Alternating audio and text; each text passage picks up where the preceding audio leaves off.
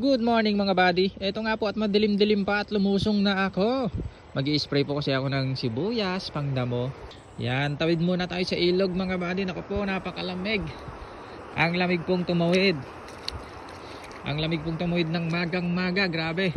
Talagang magigising po yung dugo mo kapag tumawid ka ng magang-maga. Napakalamig.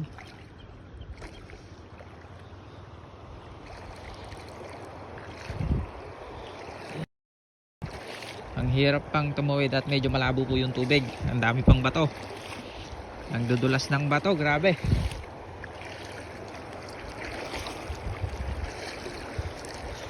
Ah.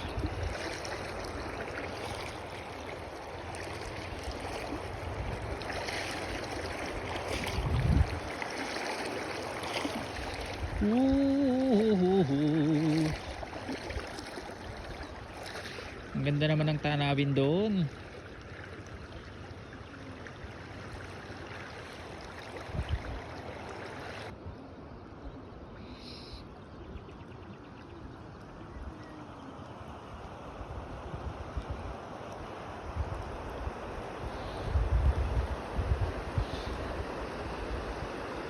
Ito nga mga buddy at andito na po ako sa aking sibuyas. Bali mag-spray po tayo ng pandamo dahil matagal pa po tayong aani, higit isang buwan pa.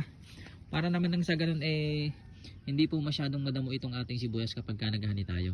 Tsaka para mas lumaki po yung laman niya, para wala po siyang kaagaw dun sa mga nilalagay nating pampaganda at pampalaman. Ayan. Ito nga mga buddy at nilagyan ko na po siya ng pampalaman kahapon. Yung nakikita nyo mga bilog-bilog na yan. Yan po yung nilagay kong yan po yung nilagay kong pampalaman. 17/017. Ang petsa po ngayon ay March 11 at 53 days na po nitong aking sibuyas. Okay, umpisahan ko nang mag-spray mga buddy para hindi ako maabutan ng araw dahil mainit na po mamaya. Para hindi po masunog yung kanyang dahon dahil meron po kasi akong hinahalong mainit. Para talagang mabisa po dun sa damo.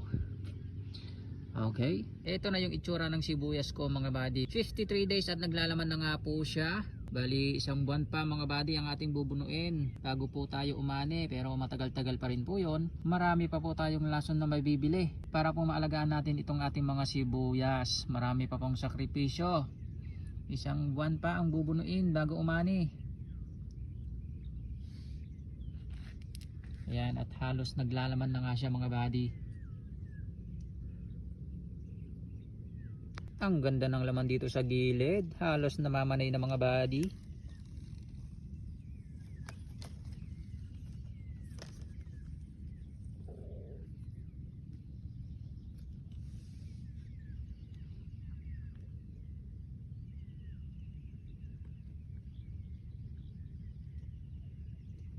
Meron na palang ganito kalalaking laman yung sibuyas ko. Oo. Halos lumampas na po siya sa 5 piso. Okay, at dahil tanghali na, alas 8 na mga buddy, hindi pa ako kumakain, kaya naman uuwi po muna ako. Kakain muna ako tapos babalik na lang po ako mamaya at marami pa po akong gagawin dito. Magdadamo pa ako Pakipusuan naman po at pakishare na rin mga buddy para naman matutunan ng ibang tao kung paano po kami mag-alaga dito ng sibuyas sa aming lugar. Okay, maraming salamat. Mag-ingat po tayong lahat hanggang sa muli. Bye bye.